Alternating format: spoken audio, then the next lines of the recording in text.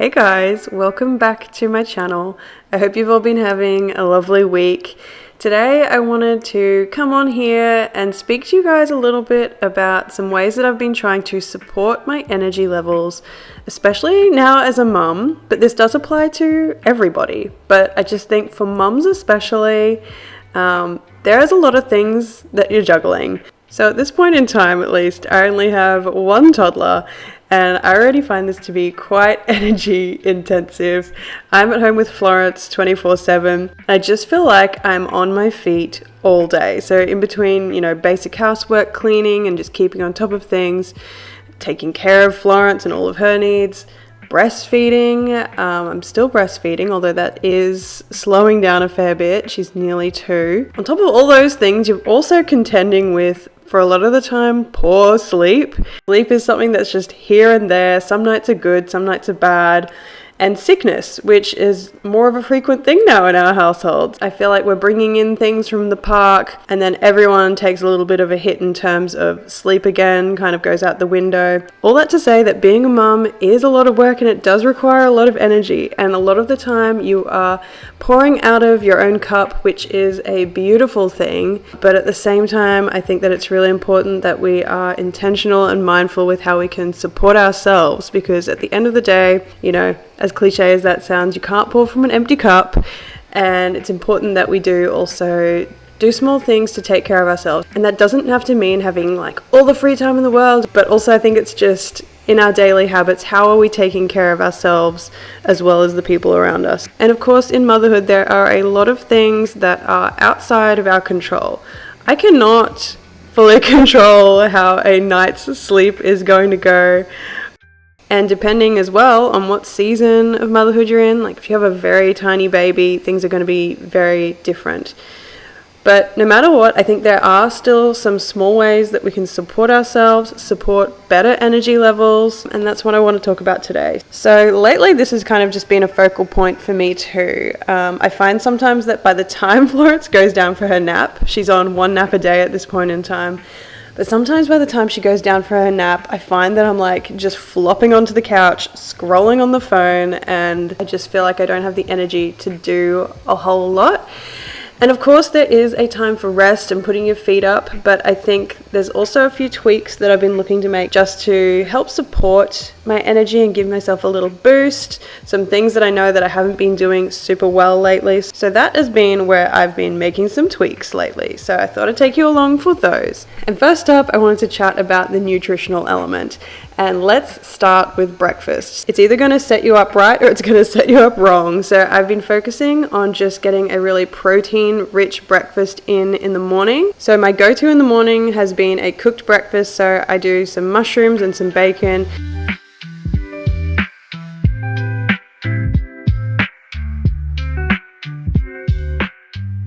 And I like to scramble some eggs, so a minimum of 3 eggs each. If I have any extra egg whites, I'll throw that in there too.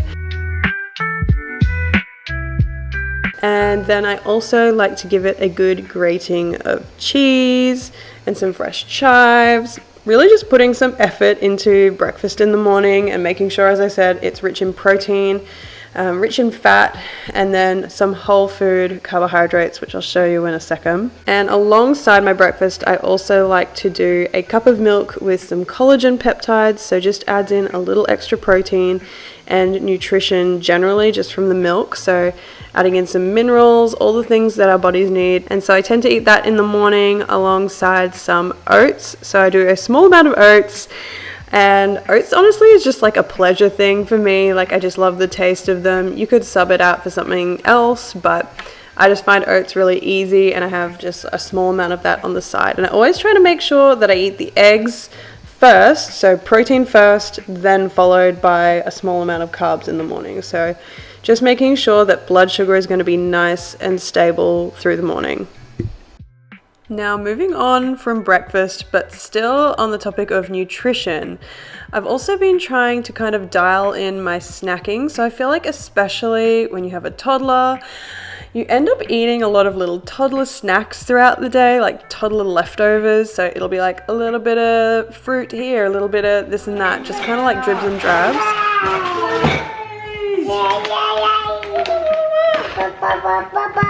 So one thing that I'm trying to do is just get more intentional about the snacks that I'm having, and kind of a little bit more intentional about the timing of those snacks as well. So ideally not just grazing all throughout the day, which means your blood sugar is just constantly being peaked. So my aim in terms of meal timing has just been, can I focus on 3 main meals a day plus 2 snacks? I'm also trying to focus again on getting in a good source of protein and or fat with my snacks, so make sure that they're really good blood sugar balancing sort of snacks. So even if there is a bit of carbs, just making sure that that's paired with either a protein or a fat source. So today I was having some yogurt, and this is a snack that we have most days. Florence is also obsessed with these blueberries.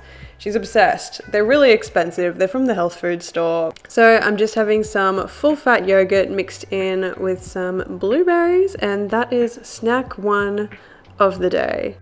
Guys, it is a Wednesday night. I've just been making some dinner. I have a giant bowl of bolognese and pasta, a gluten-free pasta. This is the one that I happen to be using in case anybody is interested. But we are having some gluten-free pasta tonight, so hopefully Florence will be a fan.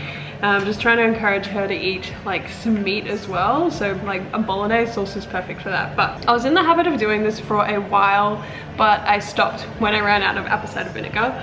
But I thought I might pick it up a little bit again this week. I don't do this like religiously, but adding apple cider vinegar before a meal can be really helpful for reducing the glucose spike of that meal. So especially like on a night like tonight where I'm like, this is gonna be my heaviest carb meal of the day, or at least like more refined carb. So this is where it would be most beneficial to add in a few of these like extra little hacks to reduce the overall glucose spike of this meal. So this all comes from, I'm sure that like most people have heard of her by now, Glucose Goddess. You can follow her over on Instagram, but she has some really great simple hacks just for balancing your blood sugar throughout the day. So I am going to do the apple cider vinegar hack. So basically just adding 1 tablespoon of apple cider vinegar into water and taking it before the meal. So I'm gonna go ahead and do that. And I don't do this like super religiously.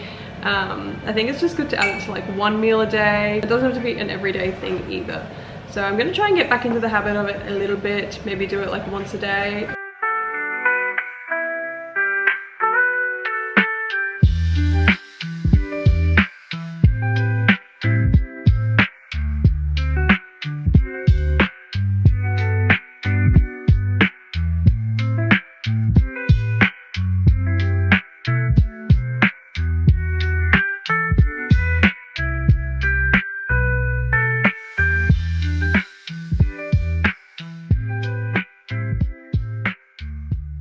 So on the topic of energy levels and supporting good energy, specifically like as a mum, I also wanted to chat about some of the supplements that I've been taking lately. I've been taking some of these for quite a long time, but I thought I might as well share some of those with you. Of course, this is not medical advice. Also worth saying, if you have had low energy or fatigue for a long time and it seems a bit like disproportionate from your circumstances, like if it can't really just be attributed to poor sleep, and if you're also quinoa timer going off.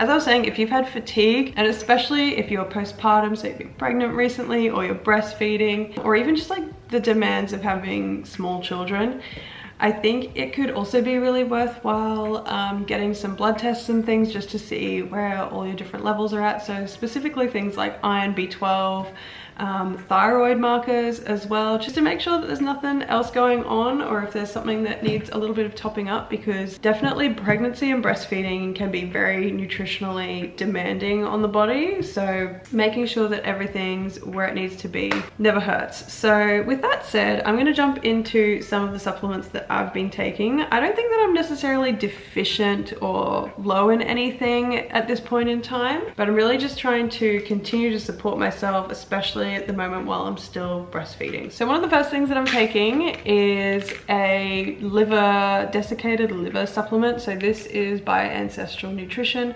So it's 100% grass-fed beef liver.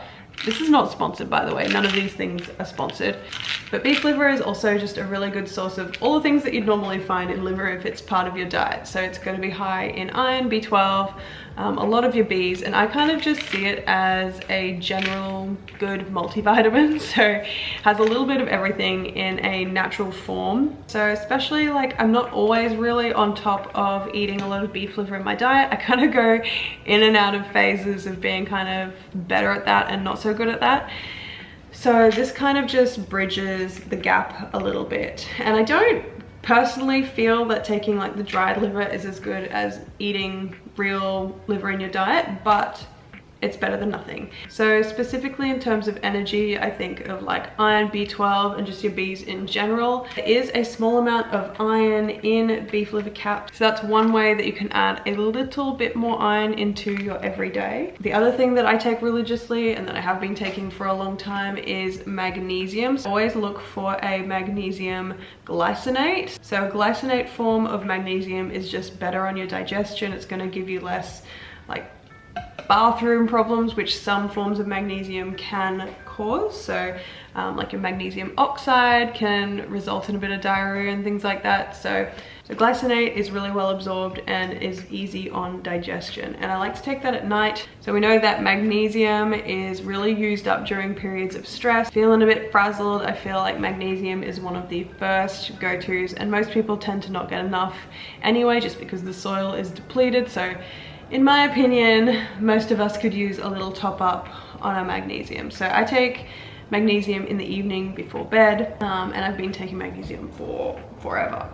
So I've also been on and off with a B complex supplement, so just topping up my Bs. I'm not taking that at the moment because I want to get a blood test done not too far away in the future.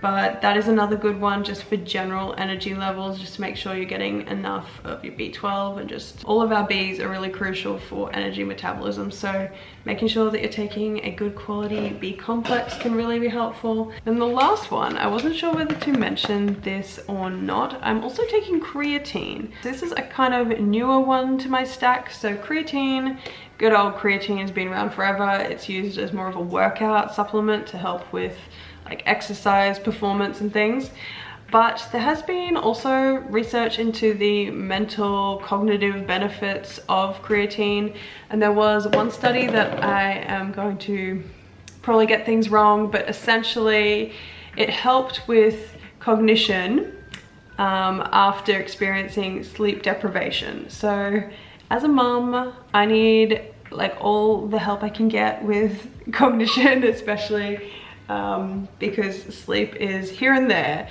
It's here and there. It's sometimes it's good, sometimes it's not so good. It's a bit all over the place. So that's one that I've added in recently to my stack. And I take a bunch of other supplements too, but I felt like these ones are more the ones that are related to energy that I've been focusing on. So of course, before you ever start supplements, talk to your own healthcare provider, but these are just the things that I've been taking at the moment. And yeah.